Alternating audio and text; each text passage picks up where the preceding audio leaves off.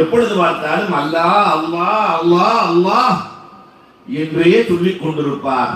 Umar ரலியல்லாஹு தஆலா அவர் போடுகிற சத்தத்தை பார்த்து இவருக்கு என்ன ஆனது ரசூலே, எப்பொழுது பார்த்தாலும் இவர் கத்திக்கொண்டே இருக்கிறார், அல்லாஹ் அல்லாஹ் என்று சொல்லிக் கொண்டே இருக்கிறார். பெருமானார், உமரே அவர்களோடு நீங்கள் மோத வேண்டாம், அவர்களோடு நீங்கள் சண்டையிட வேண்டாம், ஒதுங்கி விடுங்கள்.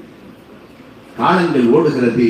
ஒரு நாள் அப்துல்லாஹ் இப்னு பிஜாதைன் ரலியல்லாஹு அன்ஹு ரசூலுல்லாஹ்வினுடைய மடியில் மரணமாகிறார். ரசூலின் மடியில் மரணித்தவர்கள் 4 பேர் தான். அவர்களுக்காக ரசூலுல்லாஹி ஸல்லல்லாஹு அலைஹி வஸல்லம் அவர்கள் கபரிலே இறங்கி அடக்கம் செய்கிறார்கள். ரசூலை இறங்கினாங்க. ரசூல் கபரிலே இறங்கினது 4 பேருக்கு தான். அடக்கம் செய்து விட்டு பெருமானார் எழலாம் என்ற தலையை தூக்க மேலிருந்து 2 சொட்டு கண்ணீர் விழுகிறது.